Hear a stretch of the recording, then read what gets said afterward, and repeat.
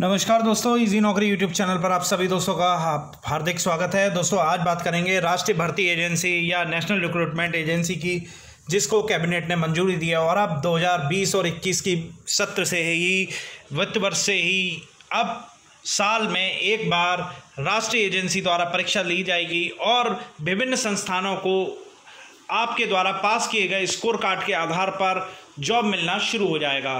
तो दोस्तों आज इस वीडियो में हम जानेंगे राष्ट्रीय भर्ती एजेंसी के बारे में और किस तरह से ये परीक्षा का प्रारूप तैयार होगा। प्रमुख तथ्यों के साथ कुछ एमसीक्यू और कुछ वन लाइनर हम इस वीडियो में लेकर आए हैं।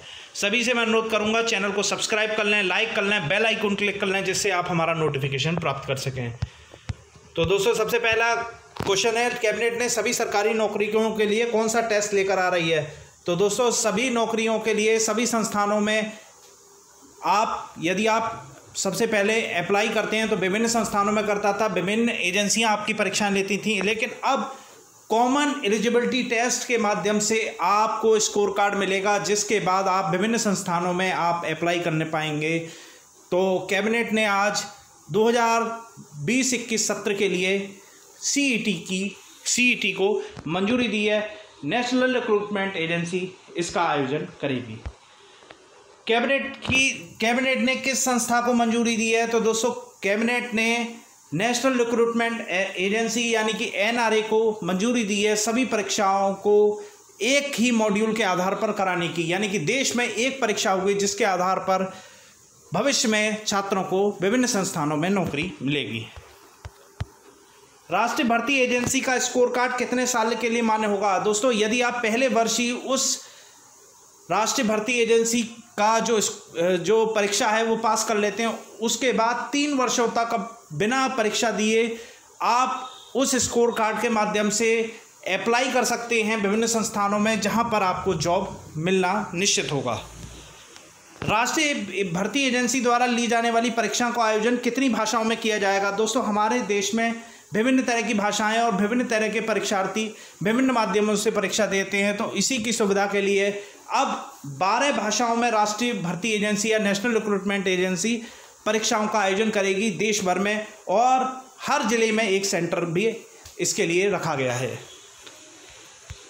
राष्ट्रीय भर्ती एजेंसी द्वारा ली जाने वाली परीक्षाएं किस वित्त वर्ष से शुरू होंगी। तो दोस्तों अभी कोरोना काल चल रहा है, अभी तक कोई परीक्षा नहीं ली गई है, लेकिन कैबिनेट ने आज इसे मंजूरी दी है। इससे पूर्व बजट जब 2020-21 का आया था, उस दौरान भी निर्मला सीतारमण ने नेशनल रिक्रूटमेंट एजेंसी से रिलेटेड विधेयक लेकर आई थी।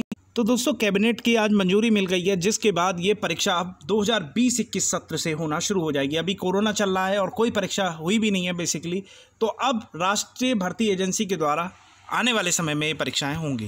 राष्ट्रीय भर्ती एजेंसी द्वारा प्रस्तावित परीक्षा किस माध्यम से कराई जाएंगी। तो दोस्तों ऑनलाइन माध्यम से, यानी कि सीबीटी एग्ज़ाम के जरिए हर जिले में, देश के हर जिले में ये परीक्षा आयोजित की जाएगी।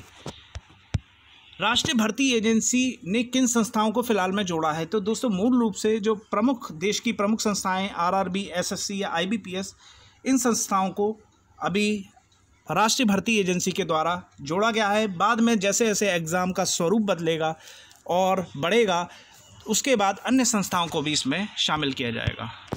राष्ट्रीय भर्ती एजेंसी द्वारा किस वर्ग तक की भर्ती होंगी।